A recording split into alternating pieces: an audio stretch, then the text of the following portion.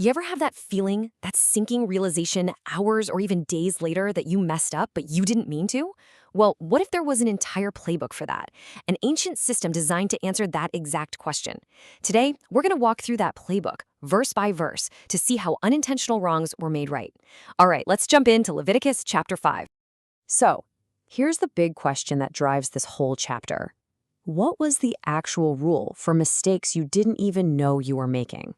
And the answer, well, it's not just one simple rule. It's actually a series of 4 very specific situations that cover a whole range of human error. Let's get into the first one.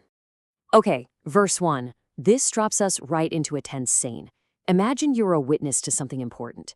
An official oath is sworn, and you know the truth. You hold the missing piece of the puzzle, but you stay silent. Maybe out of fear, maybe you just don't want to get involved. Well, the law here is crystal clear.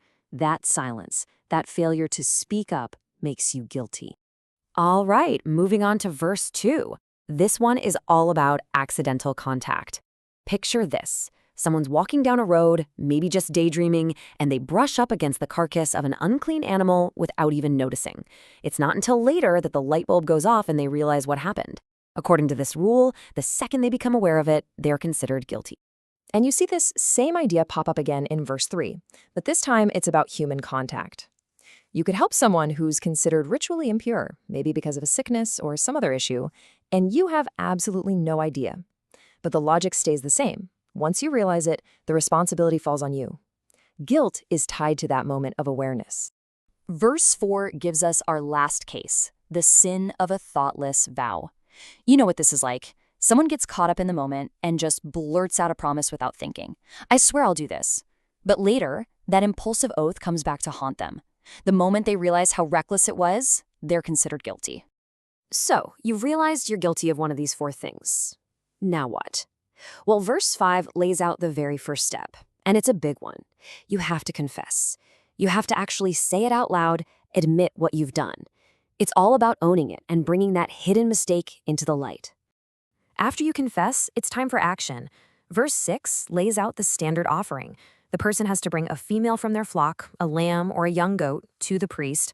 And listen, this wasn't just some small gesture. This was a valuable part of their livelihood, which really shows how seriously they took making things right.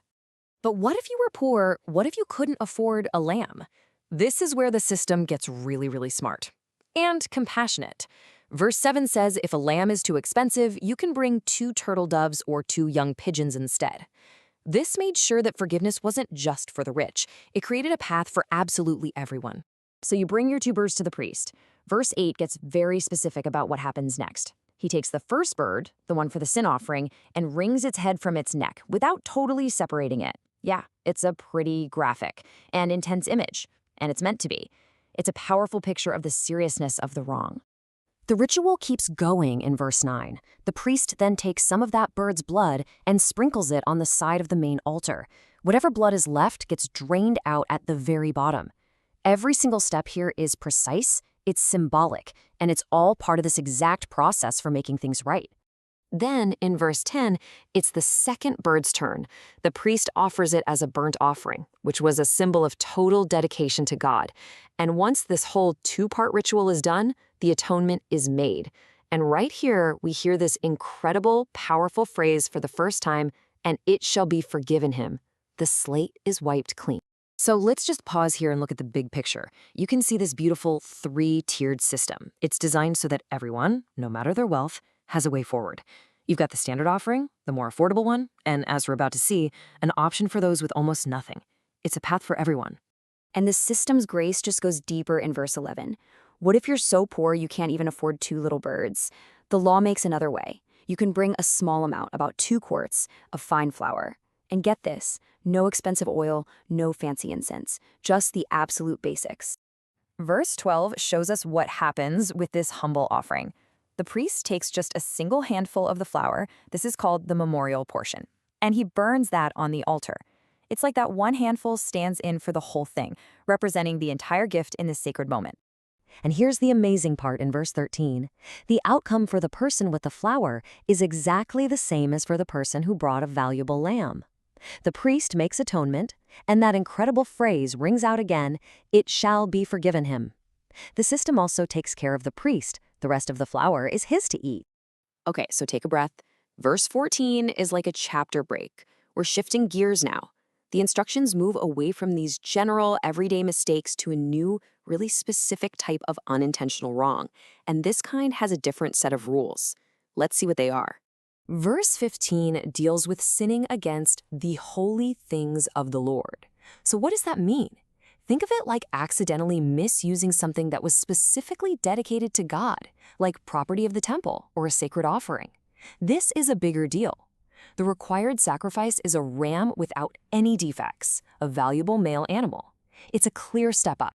Now hold on, because verse 16 introduces a huge new piece of the puzzle: restitution. For this kind of wrong, a sacrifice by itself isn't enough. You actually have to pay back the value of whatever you misused, plus you have to add a penalty of 1/5 on top of it. Only then, after all that, can you be forgiven. So that 1/5 penalty, that's a 20% surcharge on your mistake, plain and simple. It's a real financial penalty that makes the lesson stick. This wasn't just about a spiritual feeling, it was about making things right in a tangible, measurable way. The final scenario in this chapter, starting in verse 17, is the one that really makes you think. What happens if a person breaks one of the commandments, but they have absolutely no idea they've done it? They are completely unaware. The text is blunt. Though he does not know it, yet he is guilty. So what's the fix? Verse 18 gives us the answer. The moment that person finds out, or even just gets a nagging feeling that they might have messed up somewhere, they have to bring a ram to the priest. The priest then performs the ritual to make things right for that mistake made in total ignorance. And verse 19 just closes the book on it with this final powerful statement.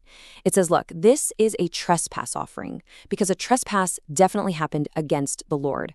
It doesn't matter if the person knew about it or not, the act itself created a breach that needed to be repaired. So through every single scenario we've seen, from the wealthy person's lamb to the poor person's flour, to paying back for holy things, all the way to atoning for a sin you didn't even know you committed, one central promise rings true again and again and again. The whole point, the very heart of this entire system is captured in these 5 words: and it shall be forgiven him. And that leaves us with a pretty heavy question to think about, doesn't it? If this whole detailed, carefully structured system was just for the mistakes people didn't mean to make, what does that imply about the weight of wrongs that are committed on purpose, with full knowledge? It suggests that intentional sin is on a whole other level, pushing us to really think about the choices we make.